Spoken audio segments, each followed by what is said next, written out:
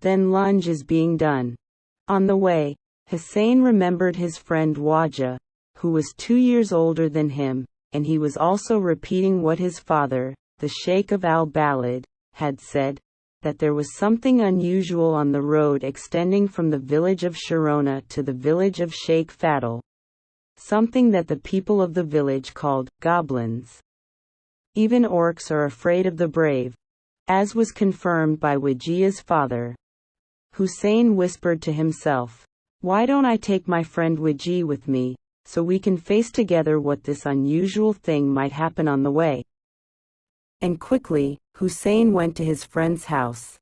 Hussein was astonished when Wajia's mother said that he was not in the house, and his revelation was not used to be late at that time of the night, but the mother soon said, "He went to the mayor's house. The whole country is there." Immediately, Hussein rushed to the Omda roundabout, and found the light of the club shining through the wide host window, and the mayor had gathered green around him, and he listened, for the 4th or 5th time, to the story of the theft that took place in the house of the pilgrim, the owner of the lung machine. Hussein found his friend, his revelation, standing with a group of friends in one of the corners of the host. So he hurried, took hold of his hand, and pulled him out of the stewardess, saying, "I want you in an important matter, a serious and urgent matter." Wahi went out with Hussein, accompanied by a number of their colleagues. Wajah turned to them and said, "As long as Al-Hamra cannot perform their duty to guard our people, we must organize the guard around our houses."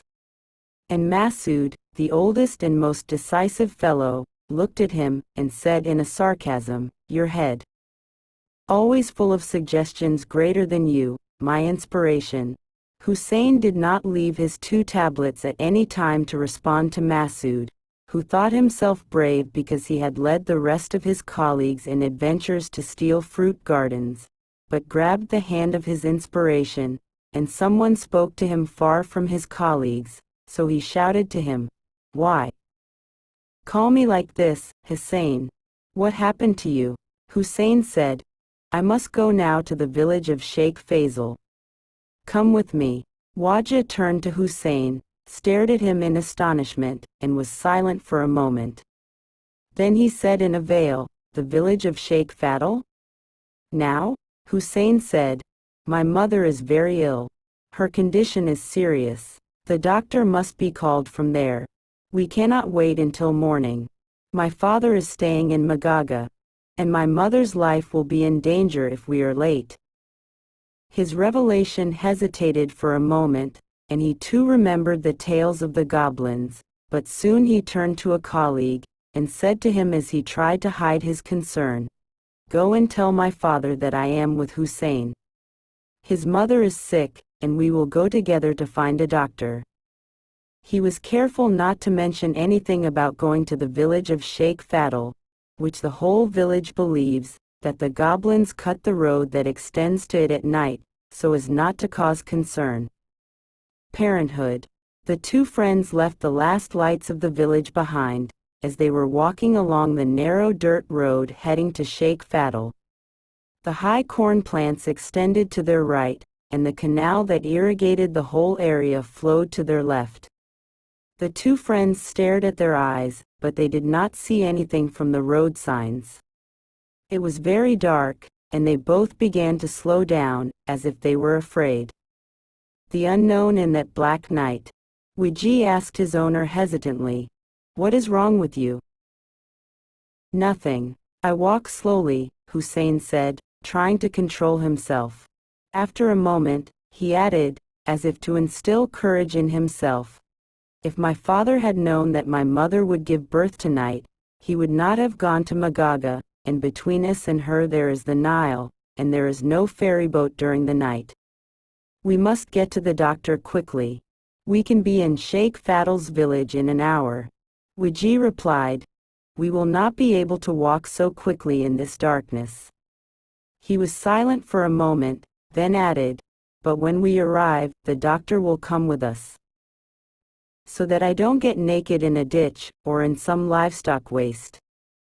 With his car, a good foot stumbled in the waist of some livestock, and he almost fell, and he stopped. He was afraid, and turned around, and added, "I don't know how the doctor can drive his car over this road. It is a narrow road, all of it dirt, and livestock crowds on it all day. No matter how slow his car is, it's faster than our feet. At night, the cattle will not crowd it," Hussein said, encouraging a friend to keep going. And the air began to push the long stalks of pearls on the right of the road, and they swayed and emitted from their leaves in a faint noise. Sometimes the whisper was loud, and the hearts of the two friends trembled with it, and then they raped the laughing ones, because they were afraid of voices that they heard all day long, and that would not arouse any of their interest.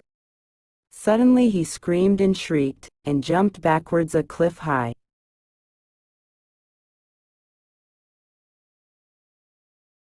Hussein asked him, frightened as well, "What happened, O revelation?" Wiji said, "Serb something in my leg." Hussein asked in real concern, "Did you get hurt?" He bent down and felt his leg, and his hand touched something that was jumping between his legs. And he was thinking about what really happened, saying, "Nothing happened." Then, after a moment, he added, "I think the introduction hit my leg.